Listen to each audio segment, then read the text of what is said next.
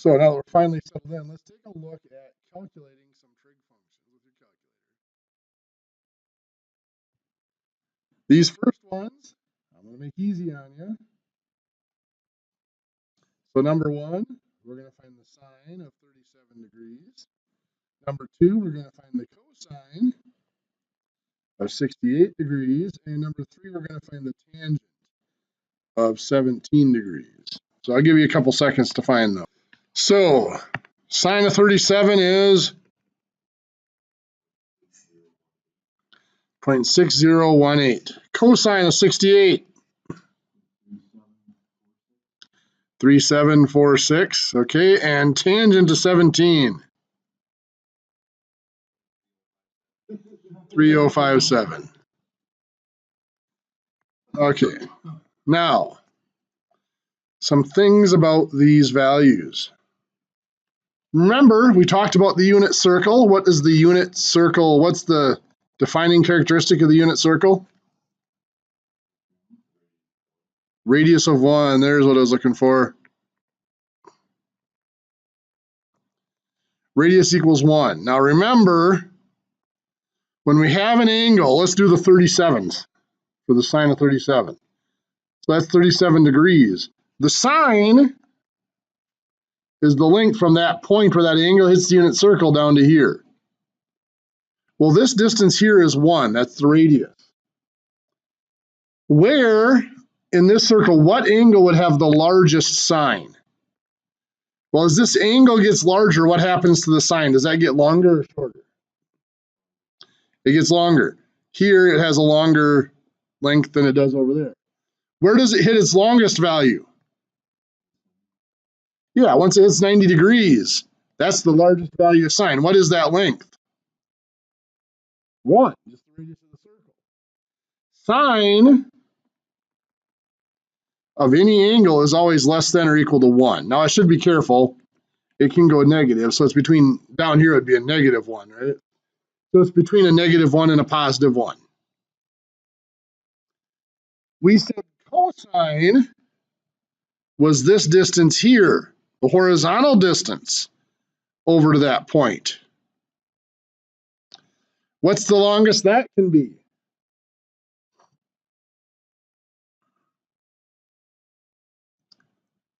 That would be all the way out to here, right? What would that length be? 1.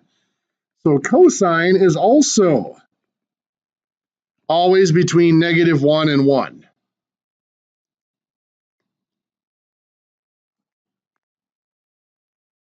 The difference is,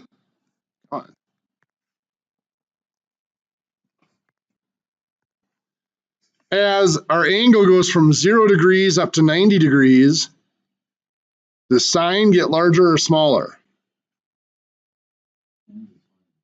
Sine gets larger. This cosine gets smaller. Cosine is at its largest at 0 degrees and gets smaller as we go to 90. Sine starts out at 0 degrees and goes up to its largest at 90. So just some patterns to remember there. Now, if you remember the tangent, I get some of this mess out of the way. The tangent is tangent at this point here at our reference diameter, and it goes up like this.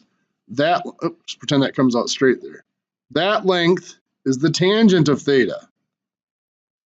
Well, what's the smallest that can be? It can be down to 0 here, right? If that angle is 0, that's 0. But as that angle gets bigger, what happens to the value of tangent? It gets bigger. Is there a maximum amount it can get?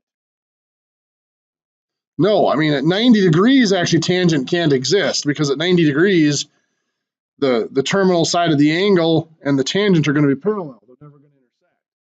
But at 89.9 degrees, the slant's just a little bit. They're going to intersect way up there. Tangent's going to be huge. Tangent of an angle, this symbol means infinity.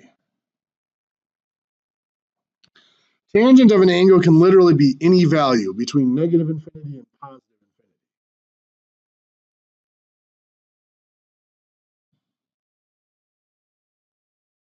infinity. So now let's look at some of our other functions. Let's look at the secant of 30 degrees, the cosecant of 40 degrees, and the cotangent of 15 degrees. Secant is related to what other trig function? Secant, there you go. Secant is 1 over the cosine. It's the reciprocal of the cosine. And you could actually just type it in as 1 divided by cosine of 30 degrees. But an easier way to do it on your calculator is this. You type the cosine, and when you hit cosine, it usually gives you cosine with an open parentheses like this. You type in the 30, you close the parentheses, then you hit that x negative 1 key, which gives you a reciprocal. That gives you what? 1.15 something? 1.147? 1547, okay. So that is the secant of 30 degrees. So on your calculator, you hit the cosine button, type 30, close the parentheses, and hit that x negative 1 key, and hit equals.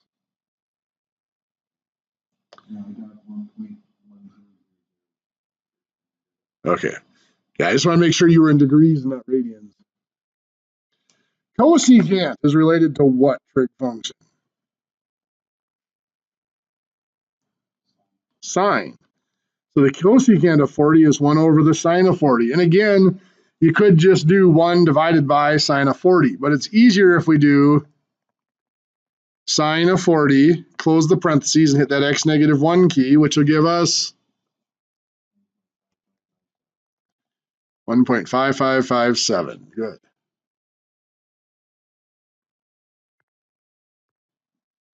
And then cotangent is related to tangent. So cotangent of 15 degrees is the reciprocal of the tangent of 15. So again, we're going to do tangent, enter the 15, close the parentheses, and do the x negative 1, which gives us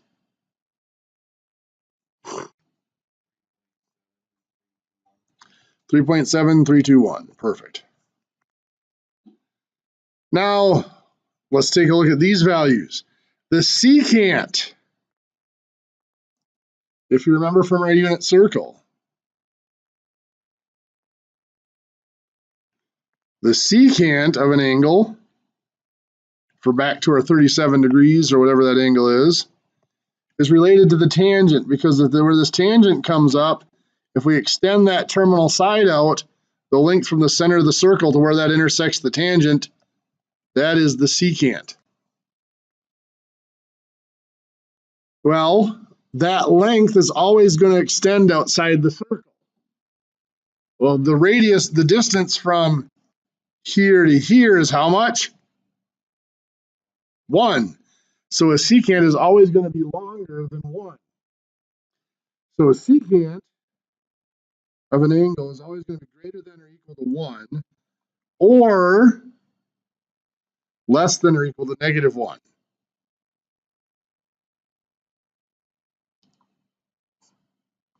Which makes sense, being 1 over cosine.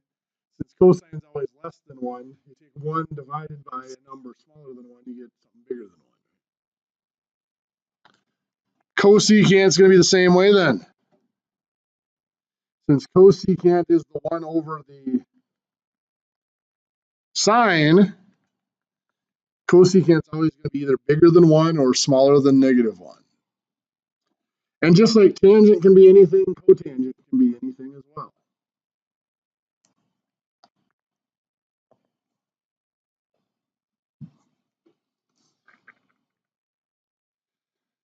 So I'm going to give you a handful to try on your own here.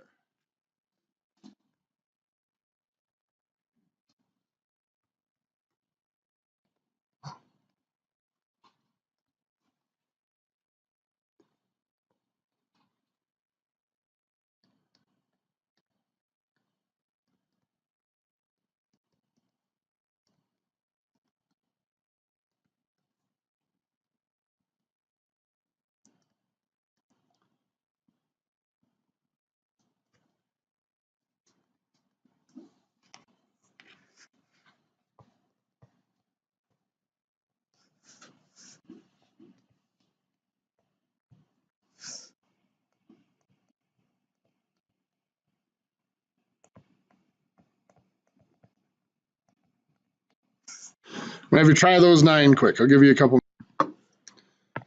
Okay, so for the first one, sine of 60, of course, is just 0.866, correct?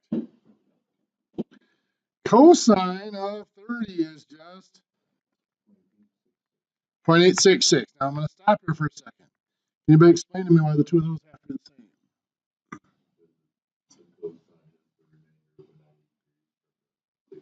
Perfect. The cosine is always equal to the sine of the complement. The complement of 30 is 60. So cosine of 30 will always be equal to sine of 60. Cosine of an angle will always be equal to the sine of its complement. Secant of 30. 1.154 works for me. That's again just the cosine of 30 and then 1 over, or the x to the negative 1. Cotangent of 45. 1, perfect. Tangent of 45, close the parentheses, x negative 1. Cosecant of 30. Get 2. Again, that's the sine of 30, then x negative 1. Tangent of 30. 0.577. That one you just type in, of course.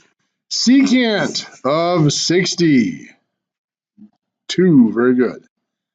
Cosecant of 60. 1.154. And cotangent of 30. 1.7321. Perfect.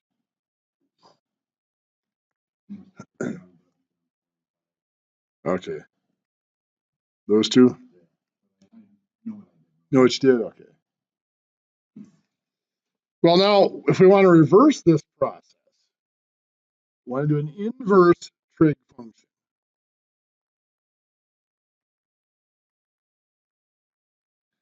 Remember, everything we have done so far has an inverse. If I take a number like 7 and I add 2 to it, I get 9. If I take the 9 and subtract 2, I get back to 7. Adding and subtracting are inverses. Subtracting can reverse addition. Addition can reverse subtraction. If I take like 7 times 4 is 28. 28 divided by 4 takes me back to 7. Multiplication and division are inverses. Powers work the same way. If I had 5 to the power of 4, that's 625.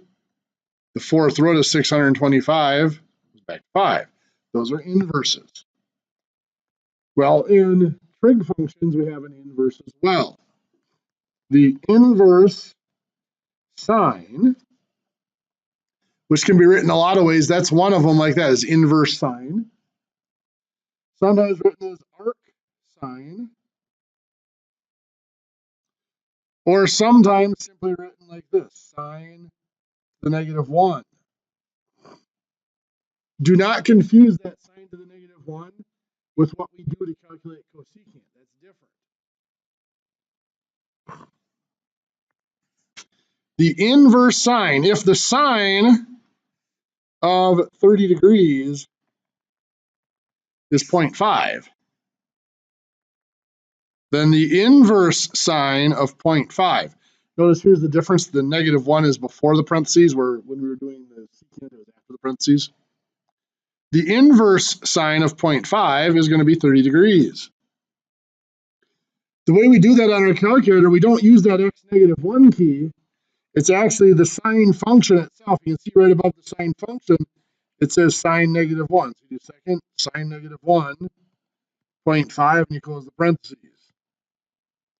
And it gives you 30 degrees.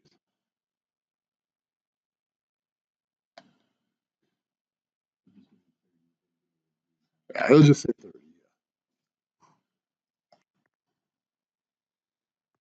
Now it is, go ahead. Yep, they'll work the same way. Now it is worth noting. So sine of 0.5, this angle here was the 30 degrees, has a sine of 0.5, right? That length is 0.5. But there's another point on this circle that is also 0.5 units above. Right there, right? That also has a sine of 0.5. How do I know what that angle is? Well, this here better be what? 30 degrees.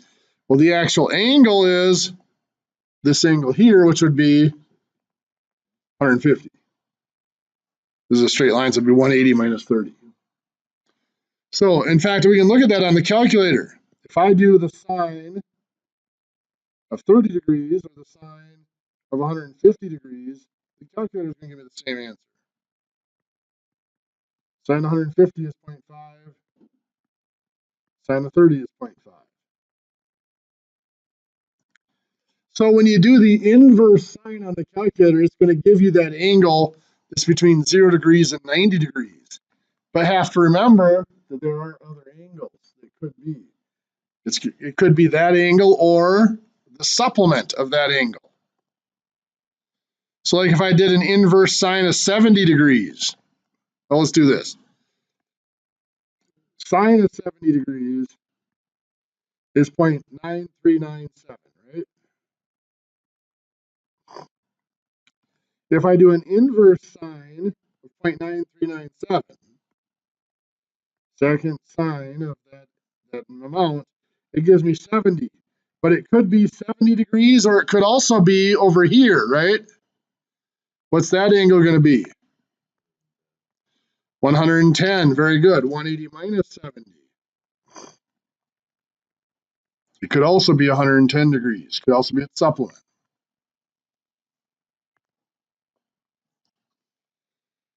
So what if I tell you that the cosine of angle A equals 0.342? How do I find A? Well, we're just solving an equation. I get rid of the cosine by doing inverse cosine. So here, inverse cosine and cosine cancel out. A equals, that second cosine, 0.342 is going to be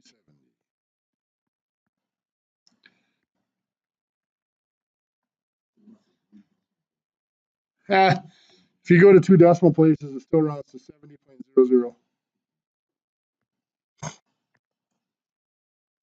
Now, cosine is this distance right here, correct?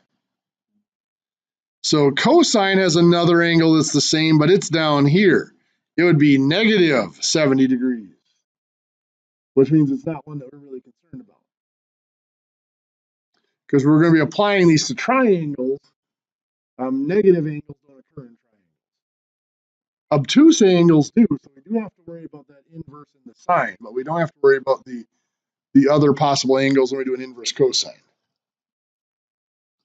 How about inverse tangent? If I tell you the tangent of angle B is 2.7, how do I find B?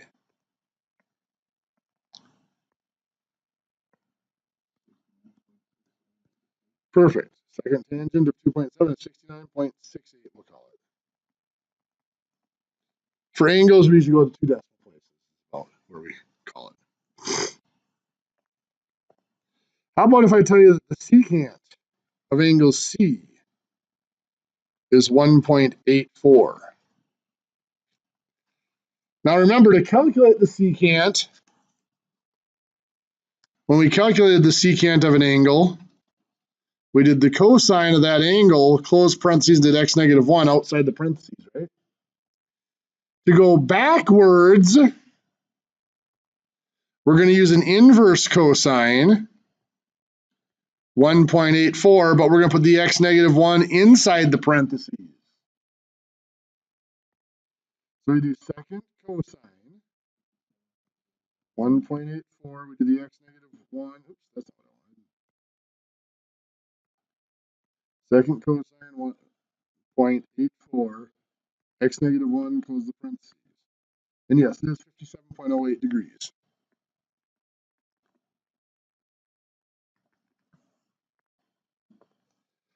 What if I want to do, what if I have the cosecant of angle D is 3.08? How am I going to calculate that? Well, I'm going to use what function? Cosecant goes with sine. Secant goes with cosine. Cosecant goes with sine. So it's going to be the sine of 3.08. Is my x negative 1 inside or outside of the parentheses? Inside the parentheses. So second sine 3.08 x negative 1, then close the parentheses. 18.95 degrees.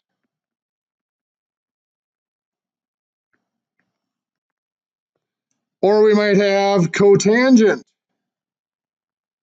of angle F equals 0.88.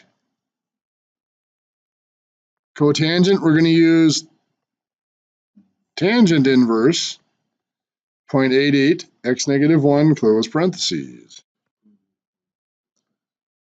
That sounds about right. 48.65, yep.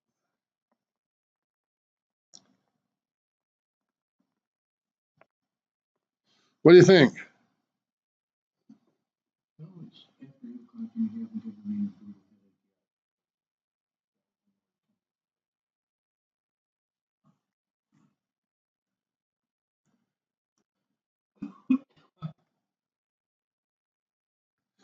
Page 241 to 342.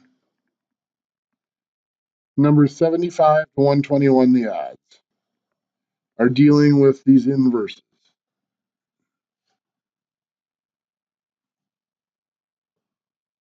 You hand out a packet? Yes, I did. I'll get that for you.